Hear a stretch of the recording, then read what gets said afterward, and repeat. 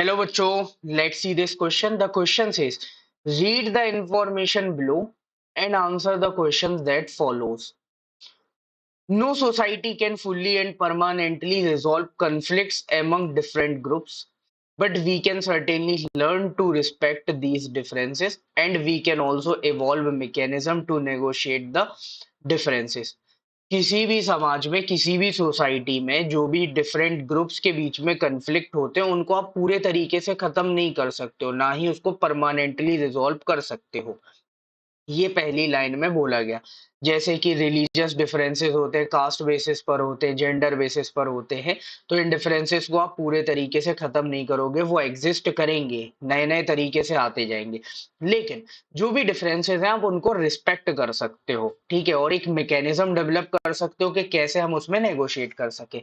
जैसे एग्ज़ाम्पल के लिए आपके यहाँ पे रिलीजियस फेस्टिवल्स होते हैं हमारे यहाँ पे, ठीक है?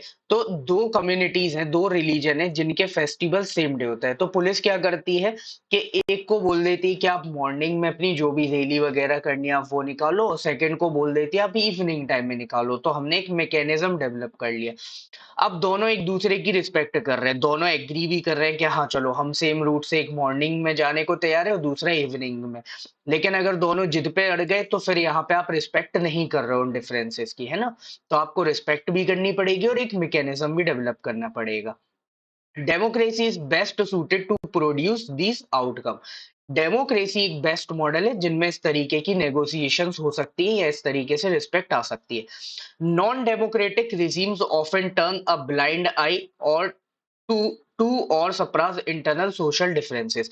अब जो नॉन डेमोक्रेटिक रिजीम्स हैं वो एक तरीके से अपनी आंखें बंद कर लेती हैं या फिर यहाँ पे जो इंटरनल सोशल डिफरेंस है उसको पूरे तरीके से दबाने की कोशिश करती हैं, ठीक है?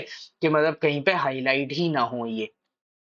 Ability to handle social differences, divisions and conflicts is the plus point of democratic regimes. अब जहां जहां पे डेमोक्रेसी है वहां पर सोशल डिफरेंस, डिवीजन और कन्फ्लिक्ट जो ये इसको बेटर तरीके से मैनेज कर पा रहे हैं वो इनके लिए एक प्लस पॉइंट है। जैसे अभी मैंने आपको पुलिस का एग्जांपल दिया। So the question says, what is good thing about democratic rule? तो अब इन्होंने बोला कि डेमोक्रेटिक रूल के बारे में सबसे बेस्ट क्या है। इस पैसेज में जो बताया गया उस इंफॉर्मेशन के बेसिस पे हमें आंसर करना था।